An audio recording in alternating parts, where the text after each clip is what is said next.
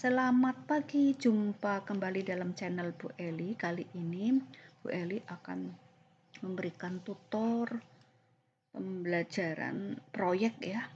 Kebetulan kemarin kelas 10G absen bawah dan kelas 10F absen bawah sudah selesai menyelesaikan eksperimennya. Dan kali ini Bu Eli akan mengambil contoh cara menganalisis data hasil eksperimen. Nah, di sini ada data yang telah dilakukan oleh kelas 10G absen bawah kelompok 3 ya. Nah, apa yang harus dituliskan pada laporan eksperimen terkait data hasil eksperimen? Nah, pertama kali kita lihat format ini ya. Ini ada kotak di sini ya. Nah, ini ditulis identitasnya seperti ini, sekolah, kurikulum, pembelajaran ini, tema ini, judul eksperimennya ini, tanggal eksperimen, waktu eksperimen, tempat eksperimen, dan nanti ditulis nama-nama guru pembimbingnya ya. Nah, analisis data ya. Sekarang kita menuju ke sini. Di sini pada tabel 1 ini adalah deskripsi umum komponen eksperimen. Kita membuat tabel ya, terdiri dari 3 kolom, ada kolom nomor, komponen eksperimen, dan deskripsi. Di sini tujuannya adalah mempermudah kita komponen-komponen eksperimen apa yang nanti akan dibahas ya. Pertama, tanaman penyerap polutan. Kebetulan kita menggunakan 3 jenis Sansevieria, yaitu pada sampel sebagai sampel A, B, dan C nanti dicari nama latinnya dan bila perlu nanti disertakan fotonya ya di sebelah sini. Kemudian dimensi kotak kardus itu perlu ya dihitung berapa sentimeter panjang kali lebar kali tinggi, kemudian nanti dikonversi ke meter kubik ya, karena ini ada kaitannya dengan volume ruang udara dalam ruang ya, volume ruangan yang dipakai pada eksperimen NASA. Lalu sumber polutan untuk kelas F dan G absen bawah ini menggunakan obat nyamuk yang dibakar ya. Jenis alatnya air quality detector, durasi pembakaran itu adalah 5 menit ya, pembakarannya. Kemudian durasi pencatatan alat yaitu 5 menit setelah alarm berbunyi. Artinya kalau ada alarm berbunyi berarti di sana ada polutan udaranya. Ini tabel 1 ya. Kemudian ke tabel 2 sekarang. Tabel 2 ini mencatat detection range parameter pada alat air quality detector. Ini tujuannya adalah kita mau tahu alat ini mempunyai kemampuan mengukur batas berapa ya. Parameternya ada berapa ini? Ada 5 ya. CO2 1. Dia satuannya adalah ppm, part per million, bagian per juta, atau miligram polutan per ini kilogram ya, kilogram udara dalam ruang ya, kilogram udara dalam ruang. Nah, detection range alat ini bisa mengukur pada 400 sampai 6000 ppm. Jadi kalau lewat 6000 ya tidak bisa ya, atau under 400 dia. Jadi saat alat itu di-on-kan, maka angka akan bergerak mulai dari 0, 1, 2, 3, 4 terus sampai batasnya 400 ya. 400 itu normal ya. Kemudian formaldehida ini ya, formaldehida dalam satuan miligram per meter kubik udara dalam maksudnya meter kubik ruangan ya, ruangan. Ini dapat mendeteksi pada angka 0 sampai 0,6. Total volatil organic compound ini pada 0 sampai 2 ya. Kemudian suhu dalam derajat Celcius, nanti jika muncul Fahrenheit silahkan dikonversi satuan Fahrenheit ke Celcius. Ini bisa mendeteksi pada suhu minus 10 hingga 50 degree Celcius. Lalu kelembaban atau humidity di sini persentasenya kan HR ya. HR itu adalah humidity relatif atau kita translate ke kelembaban relatif. Ini bisa mendeteksi pada skala 0 sampai 99% ya. Jadi tabel 2 ini adalah detection range parameter pada alat yang digunakan.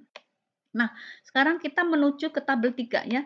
Pada tabel 3 ini adalah hasil pengukuran parameter polutan udara dalam ruang yang terdapat tanaman Sansevieria. Ya, ini ingat ya, ini contoh ya yang Ibu ambil dari kelas 10F kelompok 10 apa nih kita cek lagi. Jangan sampai salah. Oh ya, 10G 10G kelompok 3 ya. Ini kebetulan aja Ibu mengambil data ya, tidak milih-milih tapi memang ada data yang sudah Ibu ikut catat dan amati saat eksperimen bersama siswa di kemarin ya. Tabel 3 hasil pengukuran parameternya itu kita buat tabel dengan kolom seperti ini ya. Kemudian perlakuan itu artinya kita memperlakukan terhadap apa ya, belangko. Belangko ini artinya di dalam kotak kardus dengan ukuran panjang lebar dimensi yang tadi di atas disampaikan ya, itu di dalam kotak kardus tidak ada tanaman. Lalu sampel A ini Sansevieria jenis spesies A, ini B dan C ya, nanti ditulis ya. Spesiesnya dicari. Luas daun ini dicari dengan cara mengambil pendekatan ya, karena bentuk daun itu kan tidak rata. Ini kan bentuknya memanjang dan runcing. Jadi kita mengambil panjang daun dikali lebar daun yang paling lebar di bagian tengah ya, itu panjang kali lebar ya, kemudian kita kalikan 2. Kenapa? Karena depan belakang ya. Itu misalnya satu pot itu jumlah daunnya ada 10, berarti kamu menghitung 10 luas daun per daunnya 10 ya, 10 buah hitungan. Kemudian di sana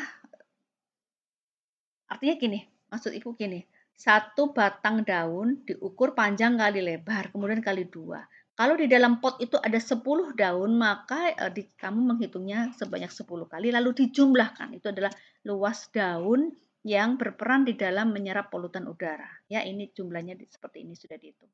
Lalu pada saat diukur ternyata angka yang pada alat itu kita catat pada 6.000 ppm untuk belangko, kemudian sampel ABC sekian. Ya ini kelihatannya menurun ya.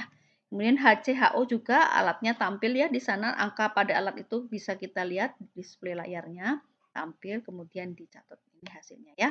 Kemudian ini juga ya. Ini TVOC-nya, ingat satuannya ini ya.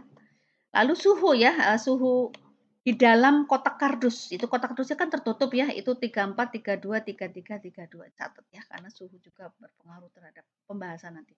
Kelembaban relatif ya, di sini kelembaban relatif ya, dalam persen humidity relatif ini sekian ya. Nah, baik. Kemudian untuk apa? Diapakan ini dapat tabelnya ya? Kalau orang menganalisis angka-angka pada tabel itu cukup lama karena kita harus lihat satu-satu per kolom, per baris ya. Oleh karena itu tabel, angka-angka pada tabel harus kita translate, kita terjemahkan ke dalam bentuk diagram. Ya, jadi diagram ini disesuaikan dengan jenis datanya ya. Nah, karena di sini kita melihat perbedaan yang signifikan antara angka pada CO2 ini kan ribuan ya. Sementara pada variabel suhu kelembapan itu puluhan dan pada HCHO dan TVOC itu batas 0, sampai 2 ya sampai. Nah, ini kalau kita buat satu diagram atau satu kurva, maka hasilnya tidak bisa kita amati dengan jelas. Makanya kita pecah-pecah ya. Diagram 1 itu adalah hasil pengukuran gas CO2 dalam ruangan ya. Dan, jadi di sini kalian membuat diagram ya dengan cara gampang kok ya. Ini insert seperti ini, insert, kemudian ada chart ya, kemudian pilih mau yang mana begitu, kemudian diokekan di sini. Lalu nanti muncul Excel-nya ya, Excel-nya dan nanti diisikan data-datanya. Ini otomatis ya membuat diagram sendiri lalu kita hias ya. Nanti pada channel yang lain Ibu akan berikan cara membuat diagram kurva hasil eksperimen ya. Nah, ini ibaratnya ini sudah Ibu buat ya diagramnya seperti ini. Ada judul, ada sumbu Y-nya itu ppm satuan dari gas CO2-nya dan sumbu X-nya adalah perlakuan ya. Di sini kita lihat bahwa belangko tanpa Sansevieria itu kadar CO2-nya tinggi, kemudian jenis A, B, C, dan yang jenis B dan C hampir sama ya, dia bisa mampu menurunkan kadar CO2. Jadi sesuai dengan topik dan tujuan eksperimen ini. Ya baik, sekarang kita menuju analisis pada data HCHO dan TVOC-nya. Jadi kita jadikan satu karena skala angkanya itu berdekatan ya. Seperti ini, sama juga ya kalian masukkan insert ini misalnya chart ya, chart. Kemudian pilih datanya ya, data yang lebih mudah dilihat itu kalau jenis data seperti ini, kalau Ibu memilih ini ya, line ya, line with markers ya. Oke, kemudian nanti keluar Excel-nya, datanya masukkan, kemudian keluar sendiri seperti ini dan dihias ya. Nah, di sini ada apa legendanya ya. Ini HCHO yang biru itu HCHO ya. Ini untuk belangko, kemudian sampel A menurun, sampel B dan C juga hampir sama ya. Yang merah ada total volatile organic compound, ini juga belangkonya. Kemudian sampel A, Sansevieria B, Sansevieria C ya. Jadi seperti ini datanya ya. Dalam satuan miligram per meter kubik. Jadi karena di sini sudah ada legennya, maka di sumbu Y-nya tidak perlu diberi keterangan ya. Kan karena kita sudah bisa membaca, oh ini satuannya apa dalam miligram per meter kubik ya. Lalu diberi judul juga ya, diagram hasil pengukuran HCHO dan TVOC dalam ruang yang terdapat tanaman Sansevieria ya. Baik, ini dua data sudah kita masukkan diagram. Kemudian data yang terakhir ini adalah kita membuat diagram hasil pengukuran suhu dan kelembaban relatif dalam ruang yang terdapat tanaman Sansevieria ya. Jadi suhu dan kelembaban relatif itu kita buat satu diagram saja seperti ini ya. Yang merah ini adalah suhu ya. Tadi relatif sama ya, pada tabel ini relatif sama sekitar 32 sampai 34 ya, ini suhu dalam ruang kardus itu. Nah, yang biru ini adalah humidity ya, persen humidity relatif ya, seperti ini ya. Ada hubungan apa, korelasi apa antara suhu dengan humidity? Humidity nanti bisa dibahas pada pembahasan ya. Seperti ini ya. Jadi setelah kita membuat tabel hasil data hasil eksperimen, kemudian kita terjemahkan ke dalam 3 diagram berdasarkan jenis datanya ya, dan disesuaikan dengan angka-angka yang kita peroleh ya.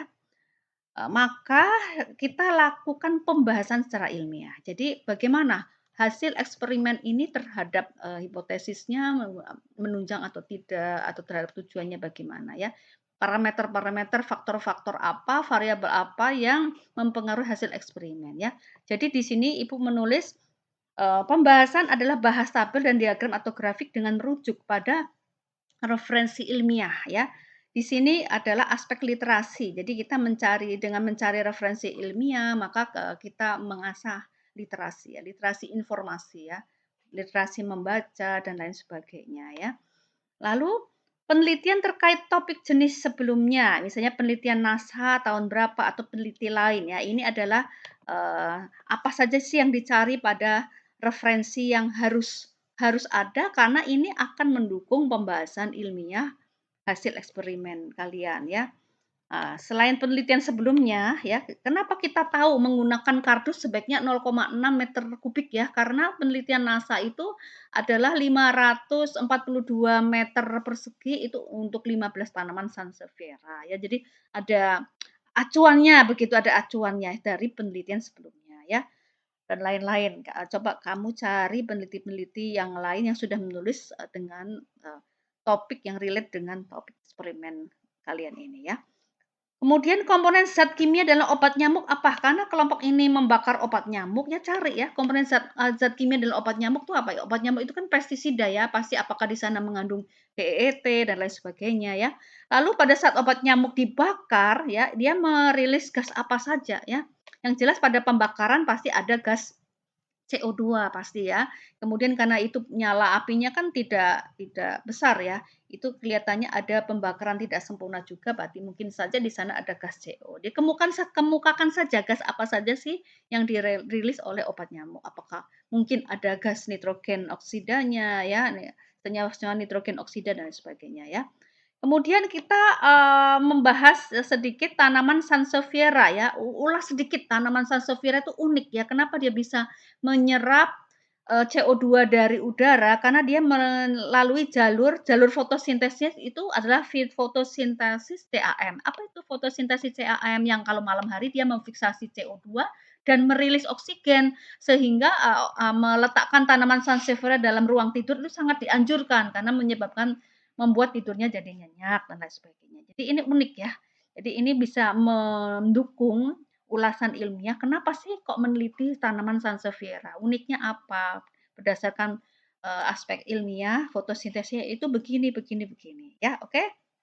6.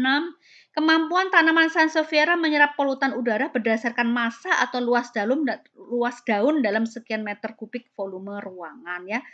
Tadi kan Anda menghitung luas daun ya, karena kita tidak mungkin menimbang massa daun karena karena, dalam hal ini tanamannya sudah nempel gitu, sudah berakar di dalam tanah, masa mau dicabut gitu ya. Nah, jadi kita menggunakan luas daun saja ya, tidak apa-apa. Hubungannya apa sih dengan luas daun? Kenapa harus diukur-ukur luas daun ya?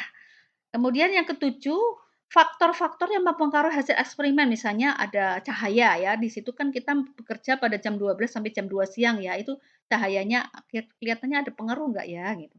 Kemudian angin ya, karena bekerja di lapangan, di halaman sekolah, banyak pohon, banyak angin ya. Lalu ukuran kotak kardus ya, kemudian luas daun pada tanaman sansevieria tadi ya. Lalu ukuran obat nyamuk yang dibakar pada setiap perlakuan, misalnya kalau di belangko itu ukuran obat nyamuk diameternya masih 5 senti, kemudian pada spesies yang, terakhir sudah tinggal 1 senti dibakar, nah gimana itu? Apakah itu berpengaruh atau tidak? Silahkan dibahas ya. Lalu lamanya pembakaran obat nyamuk terkait detection range parameter pada alat yang digunakan, ya. Lamanya pembakaran obat nyamuk, kemarin kan kita batasi supaya kita mendapatkan perlakuan yang sama ya.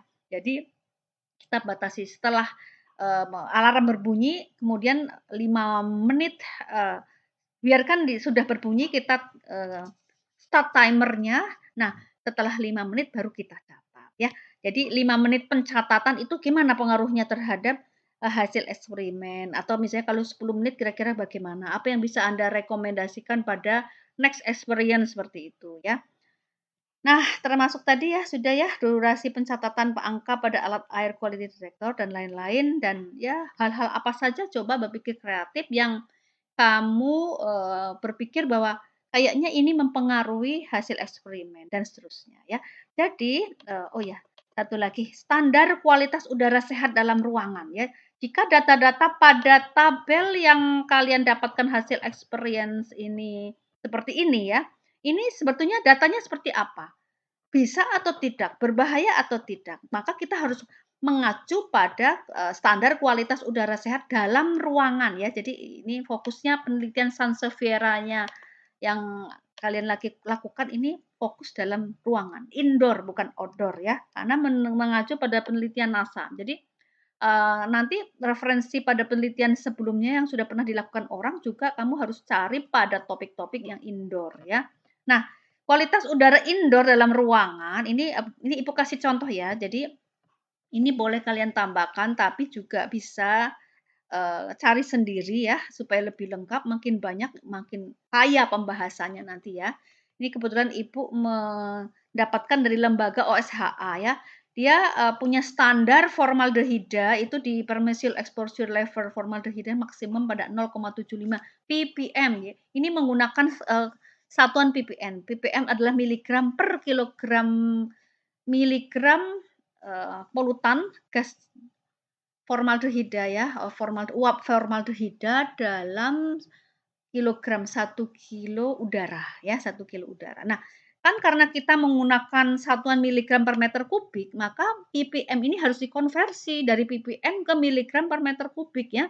Caranya Bu gimana? Ya dengan cara mencari massa jenis udara rata-rata. Jadi massa jenis udara itu kan beda-beda ya, tergantung udara yang mengandung zat apa saja. Tetapi kita ambil ya, di depan halaman sekolah saat kamu melakukan eksperimen itu kan, udaranya bersih ya, banyak pohon ya.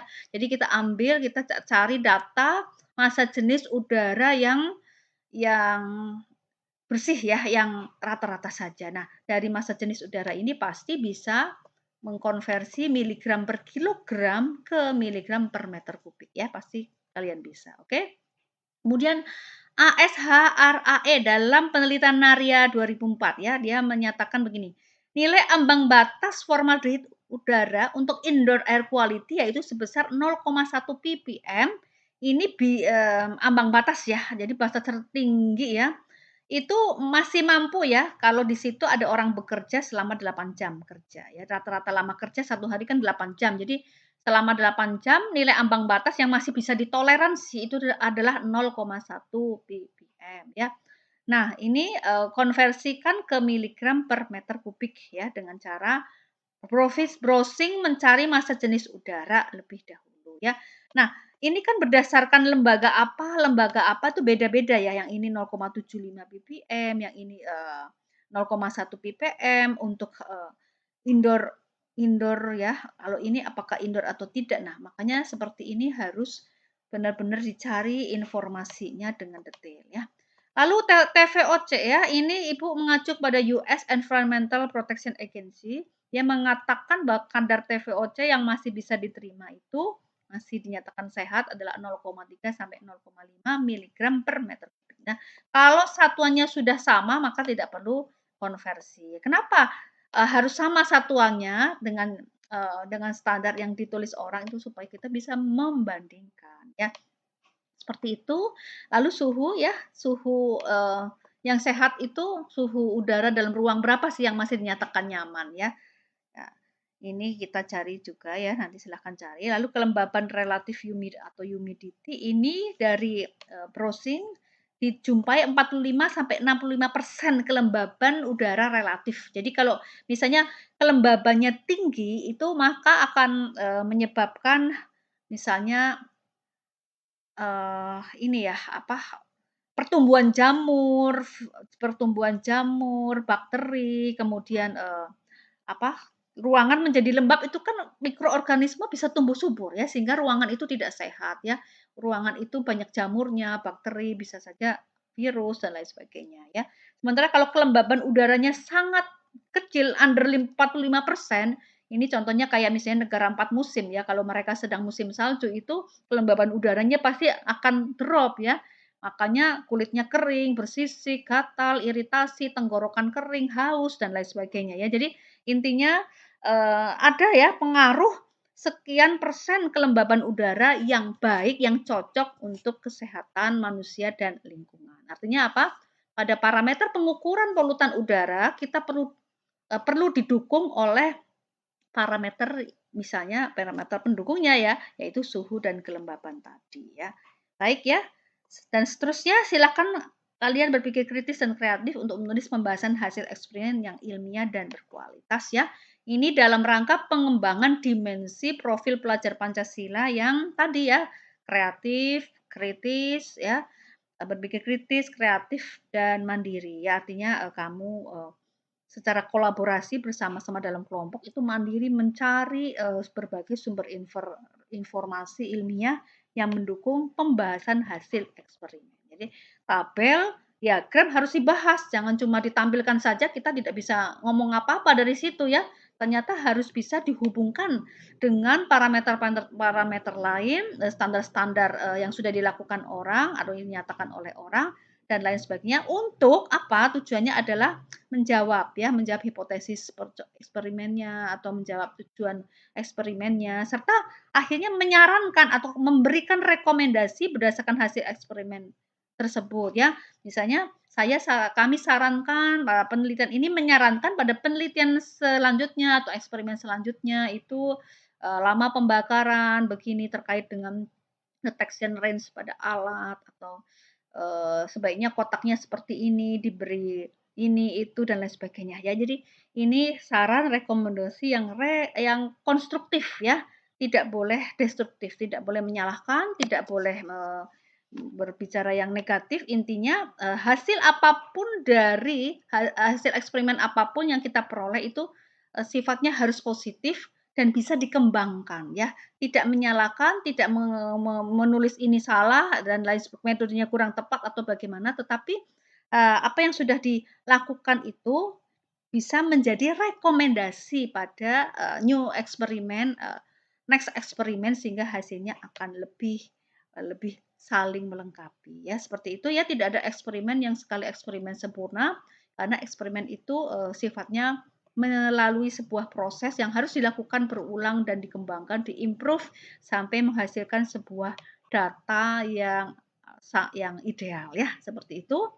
Nah, referensi yang sudah kamu cari itu tolong ditulis daftar pustakanya seperti ini contohnya ya. Tadi Ibu mengacu pada Naria ini bla bla bla ini ditulis seperti ini daftar pustakanya nanti sampaikan, dikoordinasikan untuk dicek dan diberi masukan oleh guru pembimbing penulisan ya, guru bahasa Indonesia ya. Baik ya, demikian yang bisa Ibu sampaikan kiranya membantu di dalam, menganalisis data hasil eksperimen proyek penguatan profil pelajar Pancasila tema perubahan iklim ya di kelas 10 SMA Safrus Jambi yang dilaksanakan pada Februari 2022.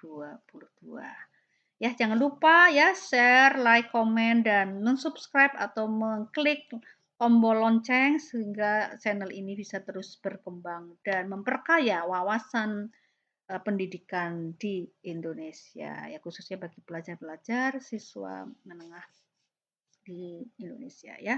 Selamat pagi, salam penggerak, salam merdeka belajar dan tetap semangat di dalam hal apapun ya.